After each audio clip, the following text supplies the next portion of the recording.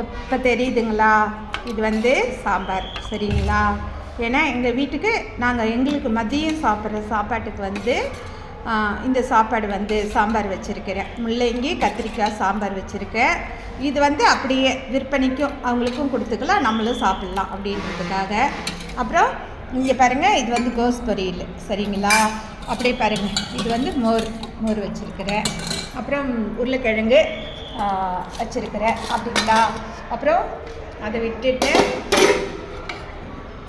இது வந்து தயிர் சாதம், சரிங்களா? தயிர் சாதம் வந்து வச்சுருக்கிறேன்.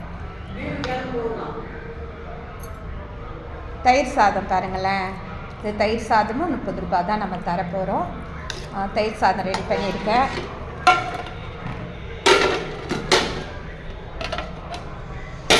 அப்புறம் ஏன்னா நான் தூரமாக வச்சு காமிச்சேன் இல்லையா, அதனால் நான் என்ன ரைஸ் போடுறேன், என்ன செய்கிறேன்னு உங்களுக்கு தெரியாது, அதனால் இந்த வீடியோ காமிக்கிறேன், சரிங்களா? பாருங்கள், ரைஸ்லாம் எப்படி இருக்குது. மெயின் வந்து இது எங்களுக்கு சாப்பிட்றது, வீட்டுக்கு சாப்பிட்ற சாப்பாடு மாதிரி தான். நாங்கள் எங்களுக்கு தனியாக, நாங்கள் ஹோட்டலுக்கு தனியாக அப்படி செய்யல. நம்ம வீட்டுக்கு என்ன செய்கிறோமோ வீட்டு பாரம்பரிய முறையில் தான் நாங்கள் செய்கிறோம். ஹோட்டலுக்கு தனியாக அப்படிலாம் கிடையாது. எப்படி செஞ்சுருக்கோன்னு சொல்லுங்கள். இருங்க, வர அடுத்த காமிக்கிறேன். இது வந்து புளியோதரை, சரிங்களா? நேற்று கூட சொன்னேன் இல்லையா, எல்லாம் புளியோதரைலாம் வச்சேன். ஆனால் என்னால் வீடியோ எடுத்து போட முடியல. இன்றைக்கி தான் நான் சமைச்சிட்டு வீடியோ போடுறேன்.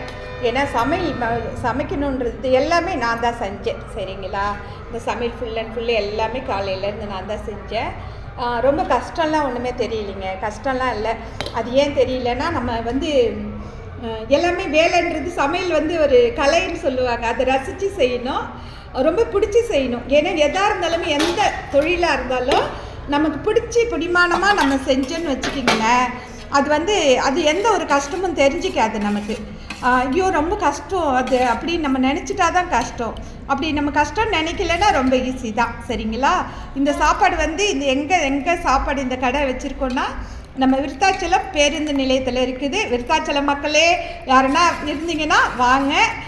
நேற்றே ஒருத்தர் சொன்னார், நேற்று சிக்கன் கிரேவி, சிக்கன் குழம்பு எல்லாமே வந்து சிக்கன் கிரேவி வந்து ஒரு பிளேட் வந்து 25 ரூபான்னு தான் கொடுத்தேன். அப்புறம் சிக்கன் குழம்பு ரைஸ் வந்து 30 ரூபான்னு கொடுத்தேன்.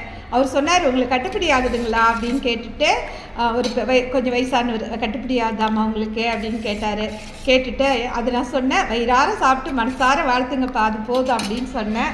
அதுக்கு அவர் சொன்னார், இது வந்து ஹோட்டல் மாதிரி தெரிலம்மா, அன்னதானம் மாதிரி தெரியுதுமான்னு சொன்னார்.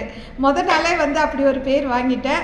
அப்புறம் இன்னொரு விஷயம் என்னன்னா, எல்லாருமே நல்லா இருக்குன்னு சொன்னாங்க. அப்புறம் நான் சொல்லுவேன், நம்ம எஸ்விஆரில் ஊறுகாய் இருக்குது, ஊறுகாய் நம்ம ரெடி பண்ணுறோன்னு சொல்லுவேன் நான். இது பாருங்கள், இது மாங்காய் ஊறுகாய், சரிங்களா?